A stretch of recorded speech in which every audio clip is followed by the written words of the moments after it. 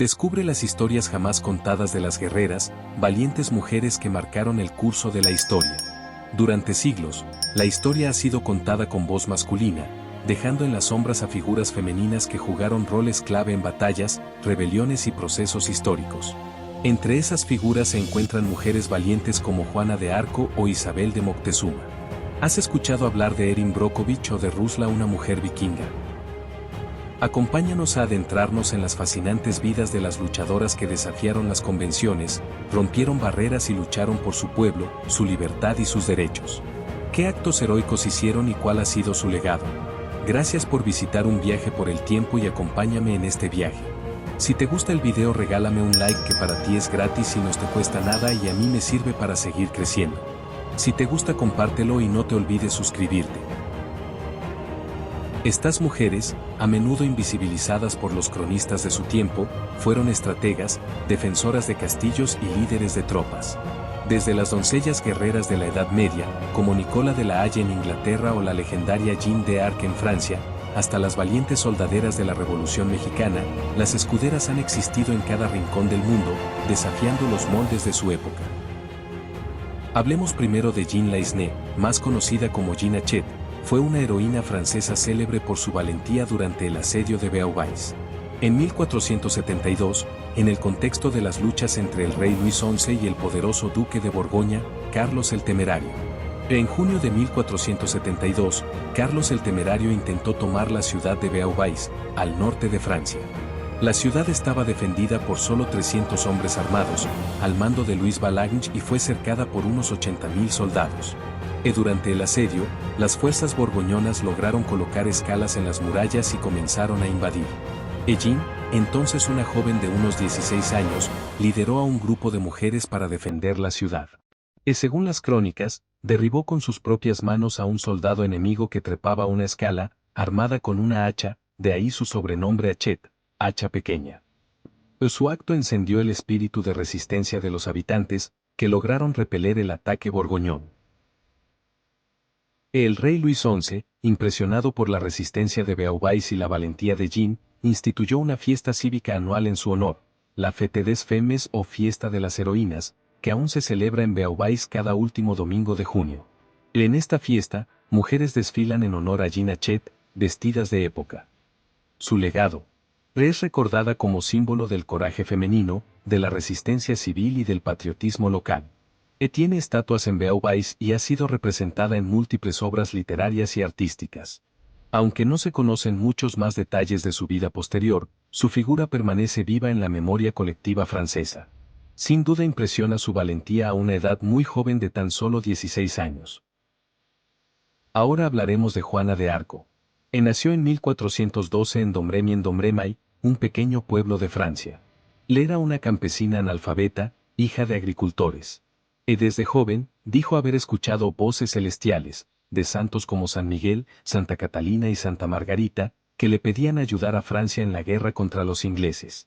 A los 17 años, Carlos VII, que aún no había sido coronado rey, la envió como integrante de un ejército de socorro. Fue allí donde se ganó una gran fama, porque el asedio fue levantado solo 9 días después. Le dieron tropas y, contra todo pronóstico, lideró con valentía al ejército francés.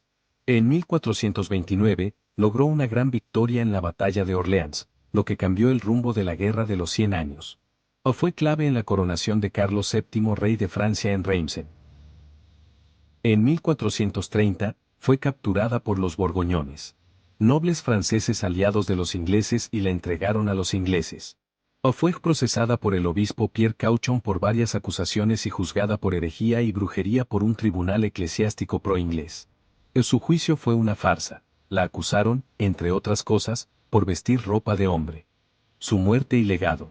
Fue quemada en la hoguera en 1431, con solo 19 años, en Rouen. En 1456 un tribunal inquisitorial autorizado por el Papa Calixto III examinó su juicio, anuló los cargos en su contra, la declaró inocente y la nombró mártir. En 1803 fue declarada símbolo nacional de Francia por decisión de Napoleón Bonaparte. Fue canonizada en 1920 por la Iglesia Católica. Hoy es una heroína nacional de Francia y símbolo de valentía, fe y lucha por la justicia. Ahora escuchemos la historia de una mujer México-Tenochtitlán, su nombre, Tecuichpo, más conocida como Isabel de Moctezuma. Nació hacia 1509 en el Imperio Mexica, como hija del Tlatoani Moctezuma II, el emperador que enfrentó la llegada de Hernán Cortés. Su nombre náhuatl era Tecuichpo, que significa flor de algodón. Fue una princesa mexicana y, tras la caída de Tenochtitlán, se convirtió en un símbolo de la unión de dos mundos, el indígena y el español. Tecuichpo era una niña de 10 años cuando los españoles llegaron a Tenochtitlán. Meses después, Moctezuma fue traicionado por los conquistadores y tomado como rehén junto a su familia. Ella fue cuidadosamente resguardada por los mexicas, quienes la casaron con Cuitláhuac para legitimar su derecho como sucesora de Moctezuma. Pero este murió por viruela, una enfermedad traída por los españoles. Después se casó con Cuauhtémoc, pero tiempo después fue asesinado por los españoles. Antes de la llegada de los españoles a la edad de 8 años, asistió al Calmecac. Esa educación probablemente le sirvió para encontrar un modo de adaptarse y sobrevivir a la brutal destrucción del imperio de Tenochtitlán. Hernán Cortés bautizó a la edad de unos 16 años a Tecuichpo como Isabel de Moctezuma y ese mismo año en 1526 le otorgó la encomienda perpetua de Tacuba, que era la más grande del Valle de México con 1240 casas y varios miles de indígenas sometidos. Una dote que él había preparado para casarla con un español y así consolidar el dominio de lo que antes había sido gobernado por Tenochtitlán. Se sabe que tuvo una hija con Hernán Cortés. Su último matrimonio fue con el español Juan Cano. Su testamento, escrito en 1550, incluyó lo que se considera el primer acto de emancipación de la esclavitud registrado en América. Su testamento dice: Quiero y mando, y es mi voluntad que todos los esclavos, indios e indias naturales de esta tierra, que el dicho Juan Cano, mi marido, y yo, tenemos por nuestros propios, por la parte que a mí me toca, sean libres de todos servicios y servidumbres y cautiverios, y como personas libres, hagan de sí a su voluntad, porque yo no los tengo por esclavos, y en caso que lo sean, quiero y mando que sean libres. Así Isabel de Moctezuma, conocida como Tecuichpo Ixcaxochitzin, dejó un legado de resistencia, adaptación y lucha por los derechos indígenas. Su testamento, escrito en 1550, dejó en claro su deseo de reconocer la importancia de su linaje y del territorio mexica. Hasta este momento hemos aprendido de las historias de Gina Chet, de Juana de Arco y de Isabel de Moctezuma, también conocida como Tecuichpo, que desde muy jóvenes mostraron valentía y ser mujeres guerreras. Haciendo nuevamente un viaje por el tiempo, nos encontramos ahora con una mujer vikinga de nombre Rusla. Rusla, también conocida como la doncella pirata, fue una guerrera vikinga mencionada en textos medievales, especialmente en las crónicas de Irlanda y algunas sagas nórdicas. Rusla era una princesa vikinga, hija de un rey noruego. Cuando su hermano fue desheredado o traicionado por su padre, Rusla se rebeló contra su propia familia para vengarlo.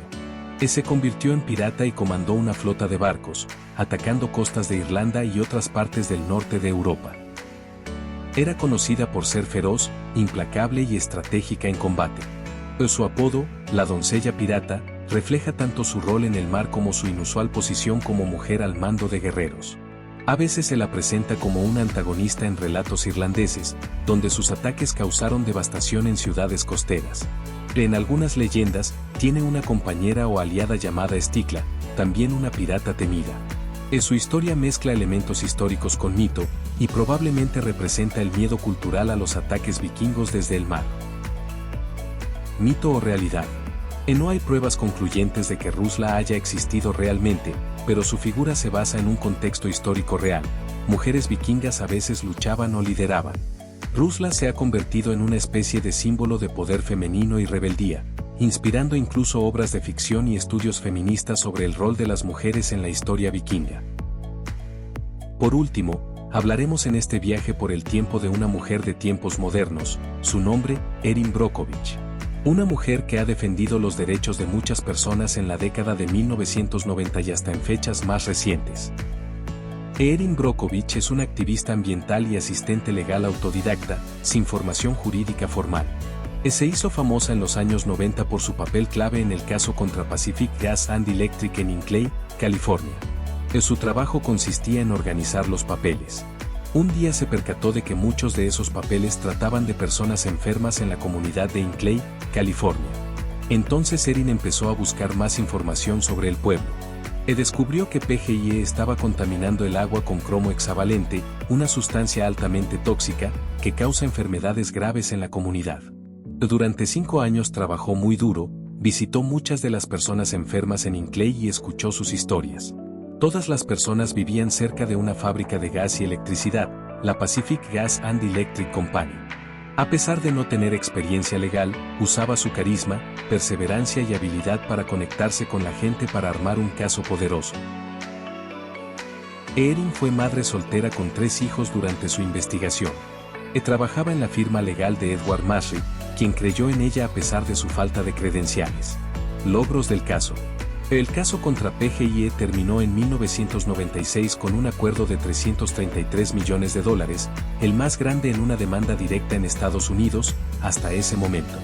Erin ganó notoriedad mundial y sigue activa como defensora ambiental. Y hasta fechas recientes ha seguido ayudando a más personas en asuntos legales. ¿Conocías algunas de estas mujeres valientes o sus increíbles historias? Si te gustó el video, regáleme un like que me ayudará mucho y compártelo para que alguien más conozca las historias increíbles de un viaje por el tiempo. Y no olvides suscribirte y dejarme tus comentarios.